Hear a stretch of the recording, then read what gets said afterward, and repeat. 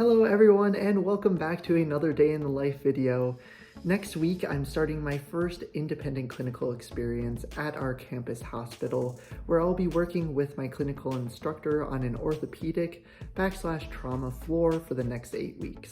This means I'll be working with lots of post-operative patients involving things such as hip replacements, total knee replacements, some spinal surgeries, as well as some other conditions mixed in along the way.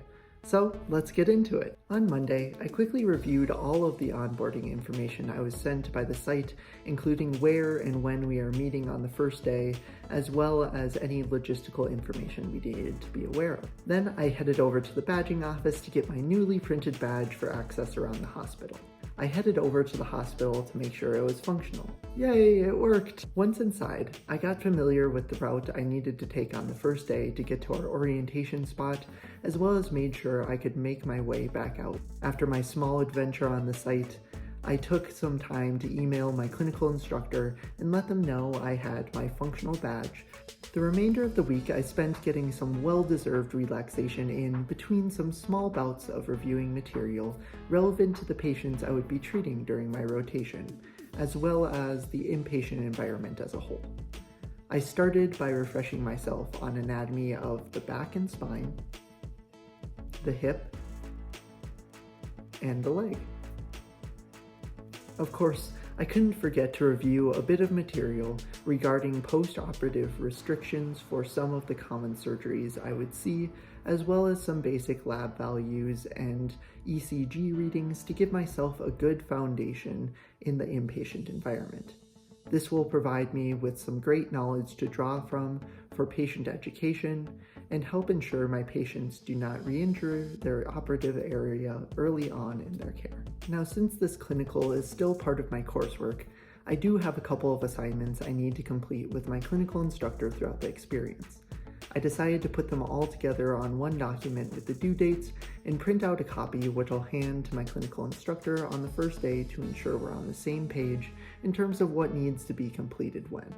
One of our assignments before clinic was to complete the clinical performance instrument training so that we are familiar with how our progress will be assessed and tracked during the clinical.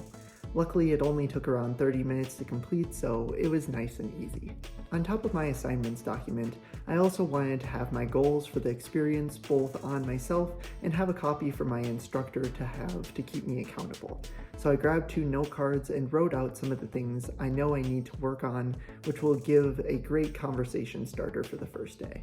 Finally, I made it to the weekend before the first day, so I started to plan for the first week by doing some shopping and thinking about planning my meals for the week. My schedule throughout the experience is going to be pretty variable, with at times being on some 12-hour shifts, and especially because I don't know when, as well as how long my breaks are going to be, I made sure to get myself a couple snacks that I have just in case I need to do something on the go.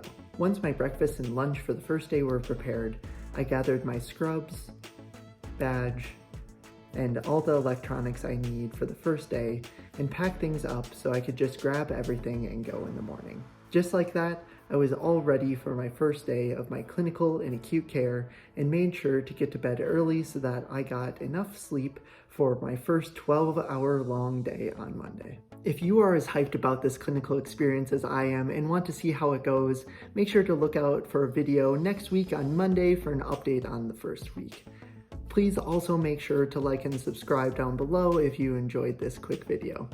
Thank you so much for watching. This has been DPT, and I'll see you all in the next video.